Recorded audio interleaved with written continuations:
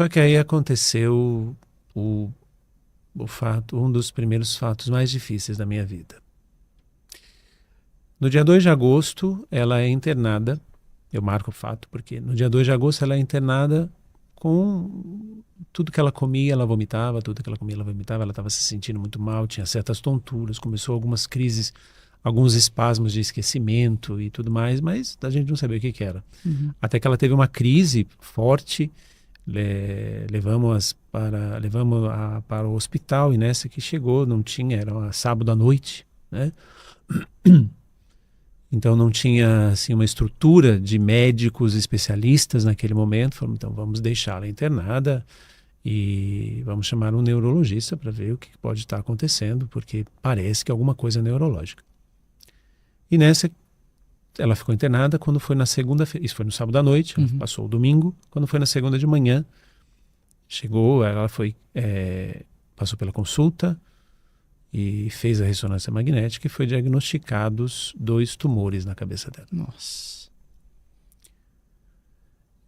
E assim, foram 2 tumores que cresceram muito rápido. Ela tinha feito uma bateria de exames no começo do ano, estou falando de 2 de agosto, então passados 7, 8 meses, porque ela tinha passado na faculdade para educação física, então ela tinha feito uma bateria de exames e nada tinha sido constatado. E aí, no dia 2 de agosto, ela é internada, então no dia 3, 4 de agosto, constata isso, 2 tumores na cabeça. E aí o neuro já chegou e falou assim, olha,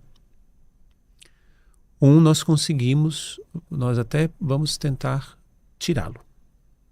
Mas o outro, ele está envolvido de uma tal maneira que se nós tirarmos, ela morre na mesa de cirurgia. Nossa. Só que esse que estava tirado, ele cresceu no comando, porque o nosso cérebro é assim, né? É transversal.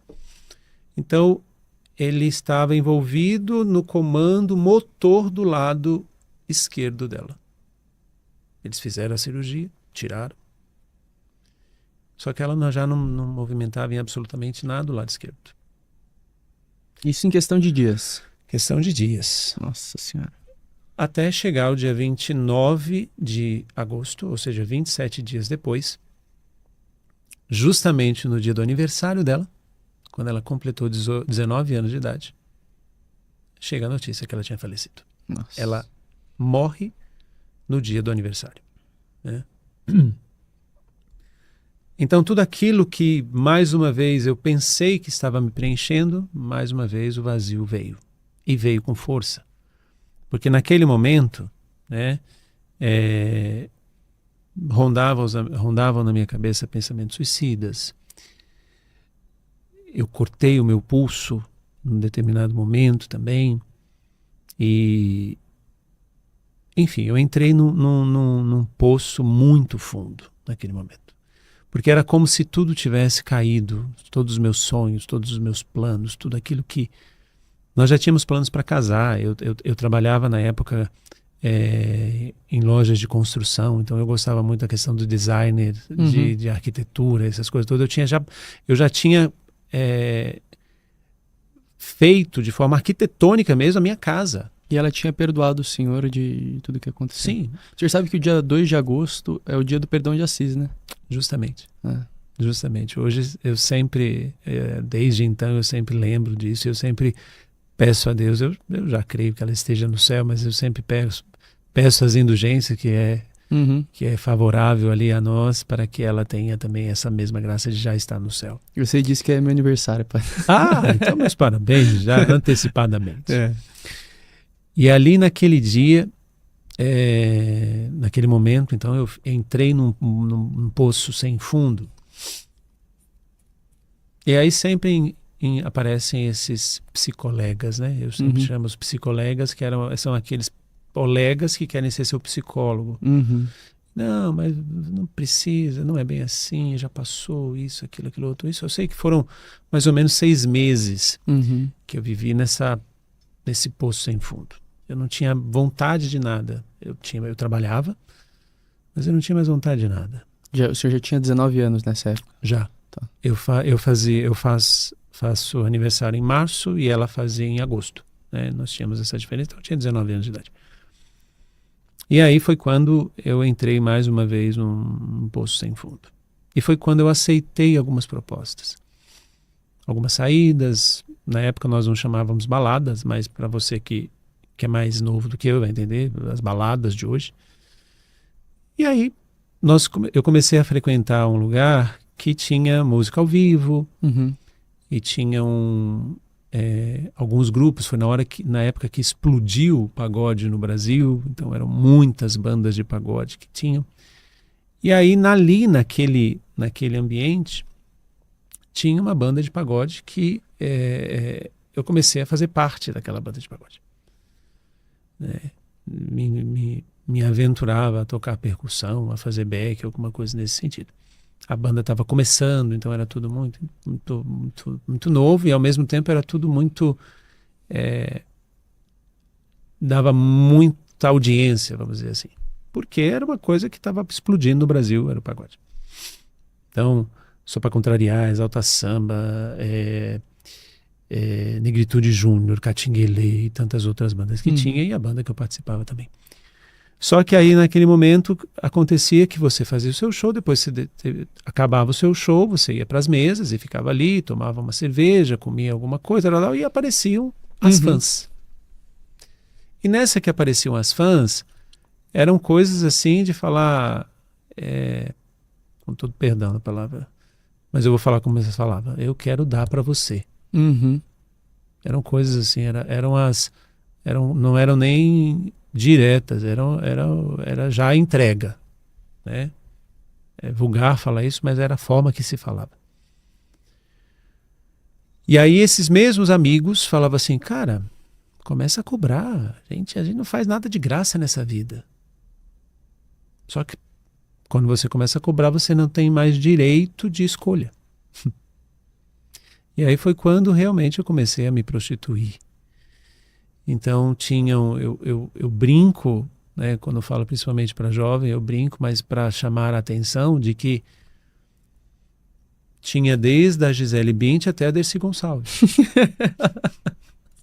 E o valor era cobrado de acordo com o produto, era bem assim, né? Até eu brincava, mas é uma coisa muito... Hoje, como eu falo, né, é uma área da minha vida que é sempre muito difícil falar, por isso que eu quebro um pouquinho o gelo brincando. Então você coloca a bandeira do São Paulo ali, né, porque eu sou São Paulino, graças a Deus. Você coloca a bandeira do São Paulo e faz o serviço e depois manda embora, né? E era isso que acontecia. Então foram mais ou menos 2 anos nessa vida.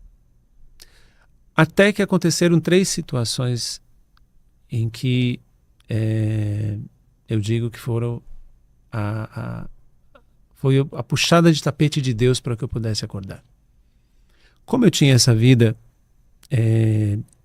noturna, então eu gastava mais do que recebia. Eu tinha meu emprego, né? Trabalhava numa grande loja de materiais de construção. Então eu tinha o meu emprego, eu tinha a minha renda, eu tinha essa outra renda, mas eu gastava demais. Na época que apareceram os celulares no Brasil, né, os famosos tijolões, né, também não é da sua época. Eu peguei um pedacinho dessa época aí. Você já pegou um pedacinho dela. Então era o tijolão, era um negócio... Isso aqui eu acho que era, né, só a anteninha do celular naquela época. Então eu já tinha celular, já tinha bip, eu já tinha carro, enfim, eu gastava mais. Então a primeira coisa que aconteceu, eu precisava pagar as minhas contas, eu precisava arcar, aí eu volto, né? Eu preciso ter o meu nome limpo. Então eu precisava arcar com as minhas dívidas, que eram muitas. Cara, eu tinha muitos relógios, eu tinha muito tênis, eu tinha roupa de marca, né? Enfim, eu gastava muito mais do que eu ganhava. E aí eu me envolvi com o agiota.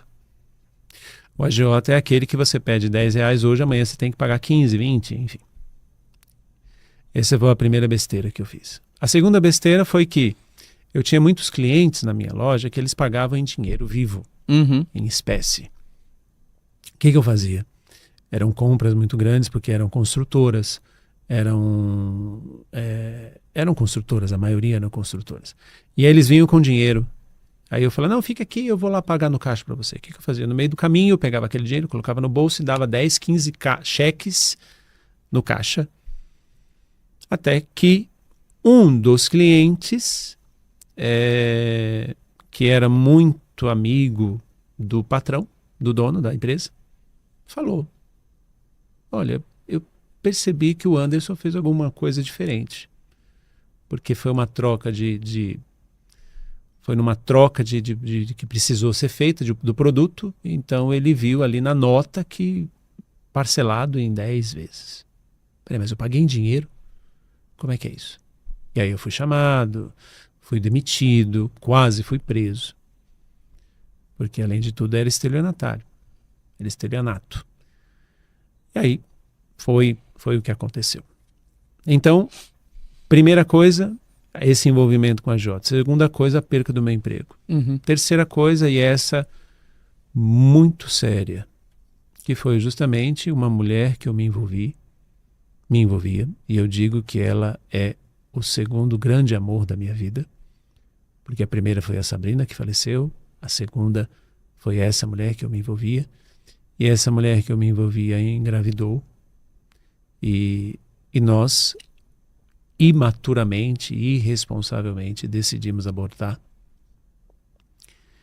E foi feito. Então o dinheiro que eu tinha da rescisão também foi para isso, né? Porque graças a Deus pelo menos eu não fui preso, mas eles me mandaram embora como se eu estivesse pedindo as contas, né? Então também não tive a liberação do fundo de garantia e também não tive os 40% da multa, da demissão, enfim. Porque o agiota foi na minha casa ameaçar minha família de morte. Nossa. Se eu não pagasse. Seu pai e sua mãe? Eles não sabiam nada que eu estava vivendo. Eles não sabiam nada dessa minha vida paralela.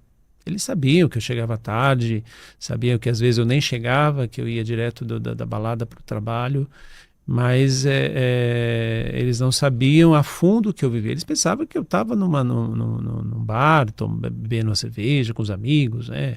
Era jovem, então eles pensavam que era isso. Minha mãe rezava muito, muitas vezes eu passava na frente da minha casa, às vezes para deixar uma mulher aqui, ali, acolá, e eu passava na frente da minha casa, às vezes 2, 3 horas da manhã, minha mãe e meu pai estavam lá rezando o terço. Nossa. E às vezes eu chegava em casa de madrugada. Já estava no espírito do Frei Gilson lá, né? Já estava na madrugada, né? Rezando o rosário na madrugada. E a minha irmã falava, você vai matar a mãe do coração, ela fica aí rezando para você. E eu falava, mas eu não estou pedindo que ela reze por mim, porque ela não vai dormir. Graças a Deus, mãe, um beijo no seu coração, porque a senhora rezou muito e reza por mim, viu? Santa Mônica, né? Santa Mônica.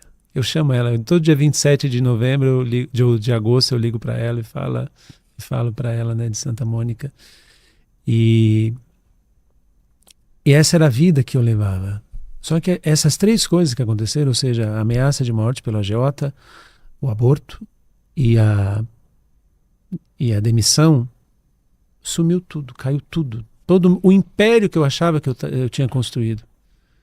Todo o preenchimento, mais uma vez, é aquela bexiga que você aperta, acabou aquilo. Então sumiram os psicolegas, não tinha dinheiro, não tinha carro, nada. A única coisa que eu tinha, minha família. Aqui eu até me emociono porque minha mãe e meu pai nunca me acusaram de absolutamente nada. Nada. Lucas 15, né? Voltei para casa, eu só recebi um abraço de pai e mãe. Eu queria justificar, eu queria dizer, eu queria falar que eu fiz isso, que eu fiz aquilo, e era aquela coisa, né, o pai do filho pródigo, para mim, é a imagem mais bela que eu tenho do meu pai e da minha mãe nessa época, porque era o tipo da coisa assim, claro, eles ficavam bravos, eram enérgicos, vamos dizer assim, né? Mas ali naquele momento em que eu não tinha mais nada, eu vejo o filho pródigo dizendo, pai, eu pequei contra Deus e contra ti, não sou digno, e o pai virando as costas, falou, fica quieto, menino, que eu tenho, ei, vamos fazer festa porque meu filho voltou, traz o anel, traz a sandália, é aquilo que eu vivi, né? E era lindo de ver porque eu não senti um peso na minha casa. Porque naquele momento eu poderia ter sentido um peso. Claro que eles sofriam porque eu estava sofrendo. Claro que minha mãe até hoje fala, né, que metade da cabecinha dela branca, né, minha mãe completa 80 anos hoje. Olha só que beleza. Completa no dia 19, né? Dia 19 de abril, ela completa 80 anos, completou 80 anos. E metade da cabeça branca dela, ela diz que é meu. E aí, gostou desse corte? Então, se você quer assistir o programa inteiro, clique aqui.